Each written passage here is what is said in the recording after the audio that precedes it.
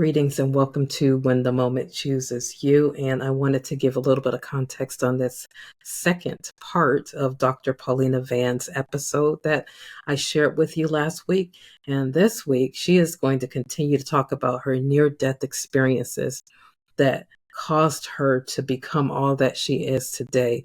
And she also is going to share with us some of the poetry that she has written from her experiences. So stay tuned for this particular segment. I know that you're going to enjoy it. Okay, so Dr. Paulina, I would love for you to share your third moment that you told us about when the moment chose you.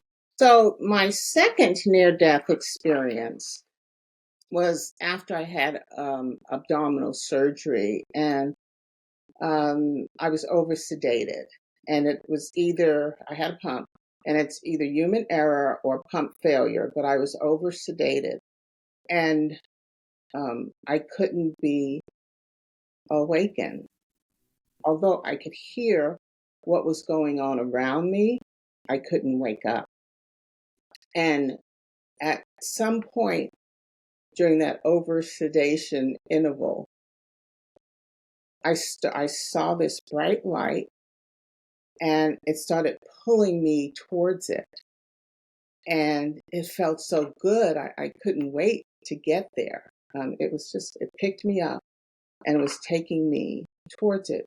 And all of a sudden, the light was cut off, and I saw my mother, who had been deceased for at least 25 years. And you know how moms can give you that look like, you're not coming here. And she didn't say anything to me, but she gave me that look. It was like, you can't come here right now. And so it's like I backed up and I woke up. And my folks from my church were around the bed, and my best friend, Dr. Diana Jennings, I hope she sees this. I can't thank her enough.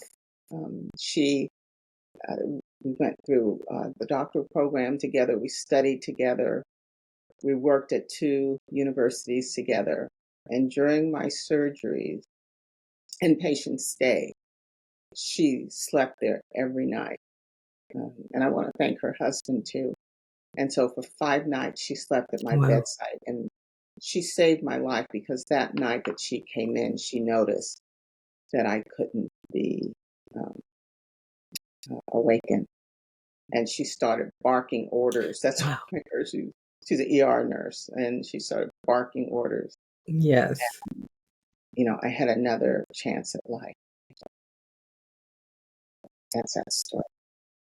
Well, that is wow. All I can do is say wow.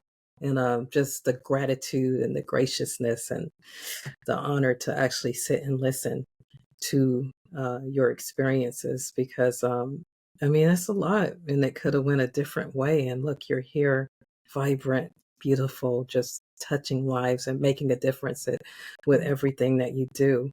Dr. Van, I would love to hear the first poem that you mentioned.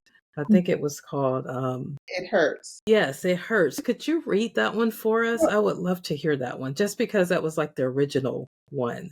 So this is the book, Yay. and title is It Hurts. It hurts because I buried experiences. It hurts because my emotions came through anyway. It hurts because my parents were the culprits. It hurts because I couldn't defend myself. It hurts because the abuse lived in the background, adversely impacting my life. It hurts because I didn't feel lovable. It hurts because feeling unworthy made me accept relationships which were unhealthy. It hurts because I pushed people away who could have been helpful and loving. It hurts because I suffered emotionally most of my life. It hurts because I may have impacted others unknowingly, but now I'm healing the hurts. Hurt is fleeting. Hurt is losing power. Hurt is dead, and I get to live. and love. Somebody out there needed to hear that. Thank you so much. That was beautiful.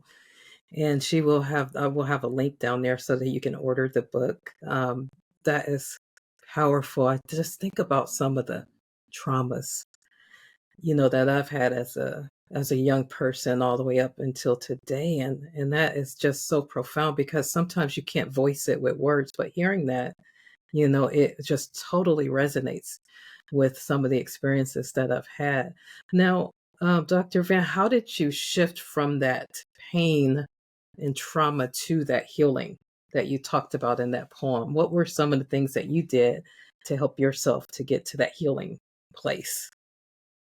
I allowed myself to be a vessel. I responded to the call.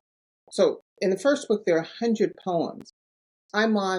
I've completed 5 books, and now I started number 6 last week. So I respond to the call. So except when I'm driving, if I get this feeling, and it's very distinct, I get this warm feeling, then I know something is coming through. But like I said, I can Mm, see the words, I can see the title, and I can see the first 4 lines of the poem. Now, there have been times when I've been driving that I couldn't. And people say, well, why don't you record it? Well, if I record it, then I can't hear the words. So, I can't do both. And I can't write yes. because I can't write fast enough. So, so, Yeah, that's just pretty amazing. Just the 4, I mean, is it every time 4 lines? well, that's what comes to me. The longest poem in the first book, I Okay. believe, is 55 lines.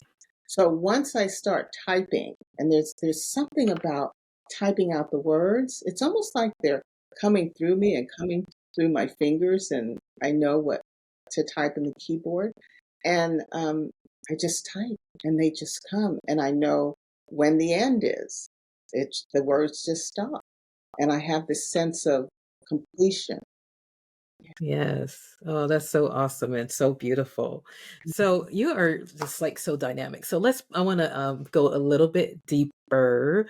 Um, I'd like to know from you though, through your experience, because you said it's been 50 plus years in the nursing profession and academia. What type of barriers did you face?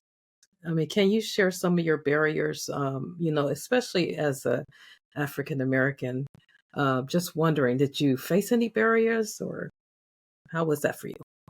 Yes, absolutely. I faced barriers. And at age 27, I was the nurse executive at a major hospital associated with the university where I work. So I started my executive leadership position very early in my career. And I know this sounds cliche, but I was the only person of color at the table. And at that time, it was mostly with white men at the table. But I held my own. And over the years, I have had unexpected gut punches from colleagues, um, various ways. And my response is, and see, this comes from my parents, what my parents told me, well, besides a love of education and dedication to education, and also my religious practices and my faith, they taught me just by their behavior. It wasn't a sit down conversation, but they taught me that I was as good as anyone else. And I am an immigrant. I forgot to share that with you. I am an immigrant from Central America. So we, the stories that I had from my parents were not about slavery. It, matter of fact, I didn't get many stories from my parents because children were to be seen and not heard. Um, and so, Yes. Yes. yeah, so my coming to these situations where there's microaggressions and outright attacks, they bothered me, but they didn't stop me. And so I always showed up. I always defended myself, always, in a with grace and respect, no matter how someone would have, attacked me. And this is what I learned from my parents. I watched them navigate the world. And so, yeah, there's just so, I've been a leader and not Yeah. given accurate or complete information. Um, People tried to take my job away, who reported to me. And even had in academia, colleagues tried to um, treat me in a way that wasn't respectful and just demean me and put me on the periphery. But you know what? I just keep going. I keep my eye on the prize. Yes. That's what I do. Well, and that's so important because if you didn't, then we wouldn't be able to see you. Like for us, the other blacks and people of color that are coming up through the ranks, they wouldn't be able to see it, be able to, it done, to be honest, because you can't do what you can't see. So to be able to see you Mhm. and to see you doing what you're doing, to the resilience that it took to keep pressing through. And I love how you say you don't allow other people to define who you are, because that's really early on in my nursing career. I had just finished graduate. Well, I wasn't done. It was our last semester, and I was taking care of this patient. And I just wanted to get her beautiful so that her family can see her for the first time because they had just put her into a home. And so I was cleaning her up, Dr. Van, and she grabbed my wrist with these long fingernails and she said, "Get your hands off of me." And she used the N word. Mhm. And this is like a new grad getting ready to graduate. And I was like, oh my God, is this going to be like me in the profession? Like, am I going to be degraded like this all the time? But my mom also taught me about loving beyond and not allowing anybody's words to define who you were. And so I was so traumatized though by that comment because I didn't have anybody to talk to about it. I had to just eat it up because there was nobody else that looked like me. And when I did mention it, it was brushed off like, oh, that person just had Alzheimer's or whatever. So there was no like, you need like kind of just to let it out. And so and then when I graduated, I got to this organization, and then my first day on the job, first day I was all my white on. I had my white scrubs, my white pants, white shirt. I am Miss Nurse. I'm ready. And as soon as I get there, right, I'm putting my stuff away, and it was a blonde lady, and she tapped me on the shoulder, and she said, "Are you our new housekeeper?" And then I was like, "No, I'm not. I am on your team now. This is my first day." And it was no words or anything. And so I was so uncomfortable sitting there, getting reporting, getting introduced, and things like that, because that was like my first experience with Mhm. this new position that I'm super, super thrilled about. So again, could not allow her ignorance to determine my value. And so I kept pressing through them. And actually, all of those incidents that I've been through has made me so determined to be who I am today. I think they all are connecting points up to where I am now, where I'm not ashamed to be a disruptor. I'm not afraid to speak about it anymore. So yeah, I totally resonate with your story. Thank you for giving those specifics, because I really feel the viewers need need to hear that. And I kind of buried mine.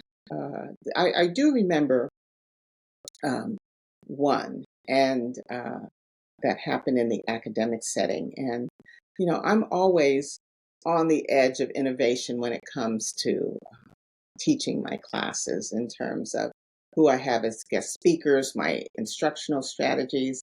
And so I had an attorney coming to speak to the students, and these were first year nursing students, about how to protect themselves in the profession. And, no one else had done that, and they didn't want me to do it, unbeknownst to me.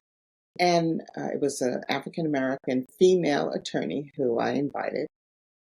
And a group of them went down to the lobby and told her that I had canceled my class. Now, she had come over from San Francisco, and she said, Dr. Van would not have allowed me to drive all the way over here if she canceled her class. I'm going to go find her. And in this group, there were colleagues who I thought, we were colleagues and we worked together and we did a lot of things together. But this one incident, they felt, we don't want her to do that, so we're going to stop her. And it hurt. I mean, I'm going to be quite honest. These were people that I work with and that smile at me and that we have lunch together. But then they did this act. And of course, the class went on and it was a phenomenal class. But these are the things that happen to us. And sometimes we don't even know it's happening until we have the effect of it, right? It's happening Yes. behind the scenes. But how did I respond? I didn't let it go. I didn't get angry. I had a meeting. I asked the dean. I said, we need to meet and talk about what happened.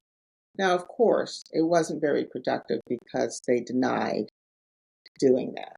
But at least they know that I'm going to address everything that comes up. Yeah. Yeah, I think that's wonderful because I think that's like the first thing, just being like having the courage to actually address it. Like for me, it was getting the courage to Mm-hmm. actually finally use my voice as a change agent and to transform that environment. So, yeah, I totally agree with you there. Um, I mean, I think so many people are dealing with Mm-hmm. this topic in particular. We are making advances, and I think I see a shift and some changes Mm-hmm. coming to play. But just like one of the things that you're very passionate about, and that's maternal child, and our Black moms, um, with their mortality rate in pregnancy, it's there's so much work to be done. And so I would love to know what type, you said you did research. So can you tell us a little bit more about your research?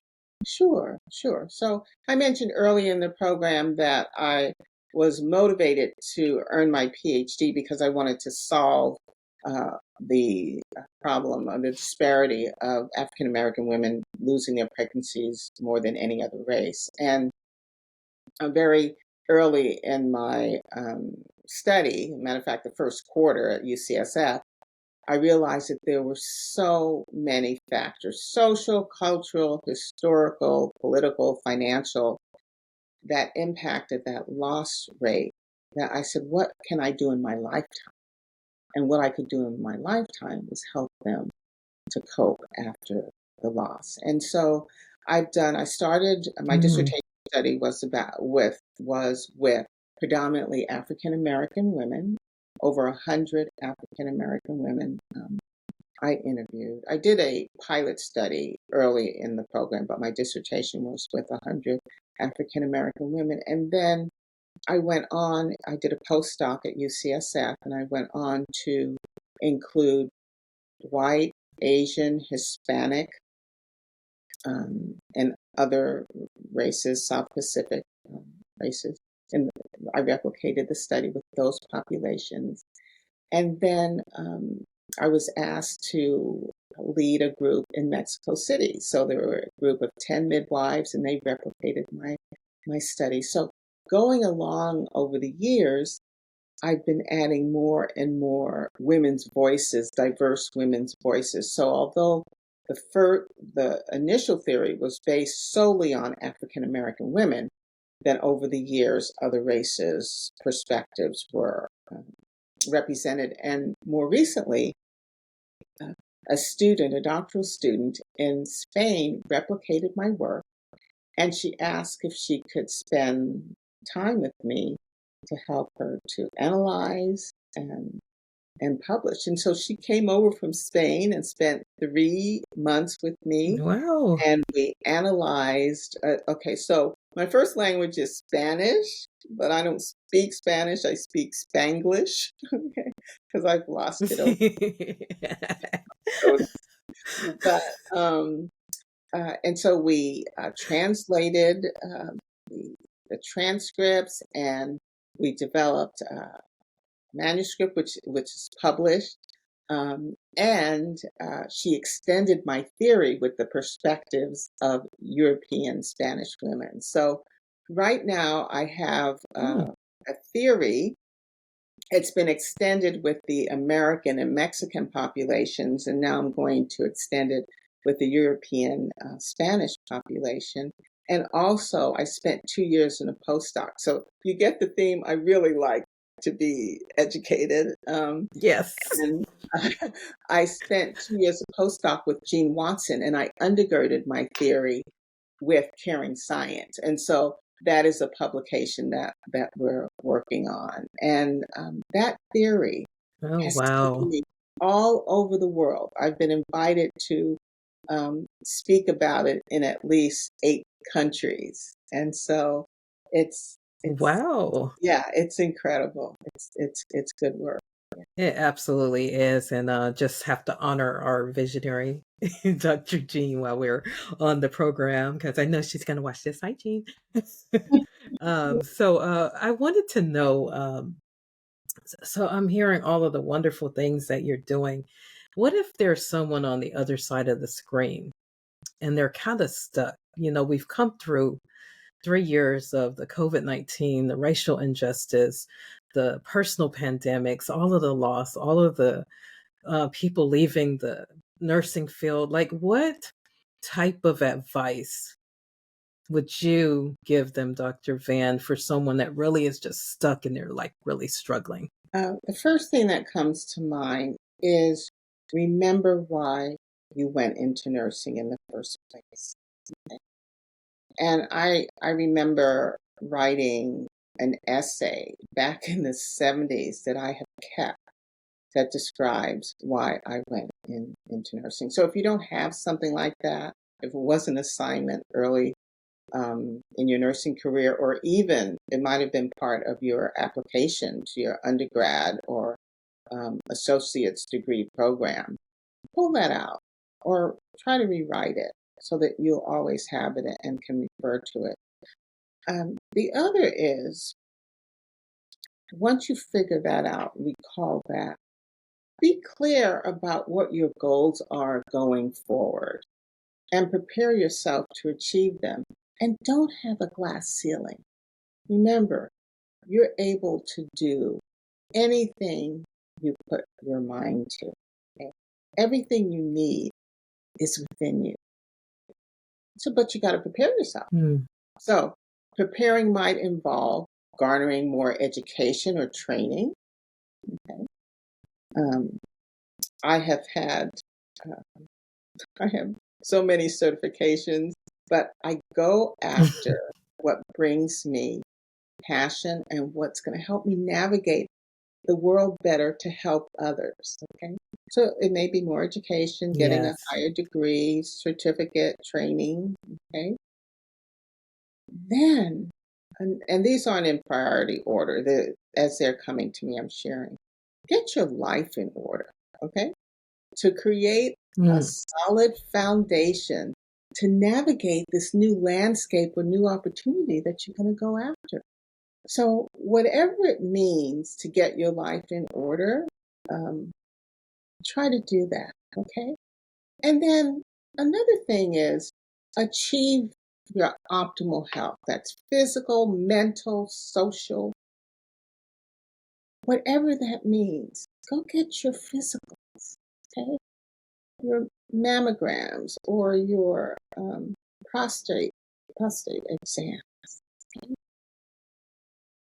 Then clear and organize your physical space. And I'll tell you why. And this is a constant. I'm mm, constantly doing this because you are energy The things around you are energy, and your space is energy. So you want to clear the space so the energy will flow.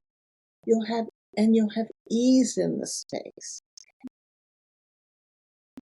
Work-life balance. Again, whatever that means to you. I know I'm a recovering workaholic, a work in progress, and I have to focus on making sure I balance because I love my work. I could do it 20 hours a day, and sometimes I do. But there's a part of you, you may be a sibling, a cousin, a partner, a husband, wife, mother, father, okay, friend. Don't forget that part of you. Being clear about your goals also will support you to respond to opportunities that are right for you, okay? Mm. That you are prepared for, that you have passion for, okay? That are the desires of your heart.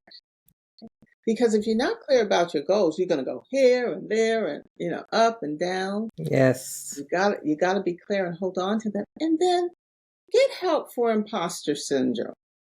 Okay? Uh-oh, come on. Okay, so is it, do you need a mentor to kind of check in with you and boost you up? Do you need to go to therapy? I know I go to therapy for a variety of things, okay? But imposter syndrome is real and it needs your attention to mitigate it, put it on the shelf, okay? It's okay if it comes out a little bit because it can be a motivator, but you don't want it hanging around. You don't want to live and breathe in that space. And Yes. lastly, that comes to my mind, and Dr. Charlene and I have been talking about this, and that is respond to your calling. Because each of us are Mm. called to do something. And the calling is not going to scream at you, okay? It's going to talk gently to you. So respond to your calling. And I'm going to repeat this because I know I struggle with it too, and it's related to imposter syndrome. Everything you need, you have within you. And if you don't have it within you, you know where to find it externally. Wow, what a powerful session that we just had with Dr. Van. I hope you enjoyed her stories of her near death experience, as well as the barriers that she had to fight through to get to where she is. Also, she shared some wisdom gems with us, and they were absolutely powerful. So, thank you so much for joining this session too. And I look forward to seeing you on the next one. And hey, do me a favor. I want you to subscribe to my YouTube channel or follow, and please share some comments of how you liked the podcast. Okay, I'll see you over at the last session next week.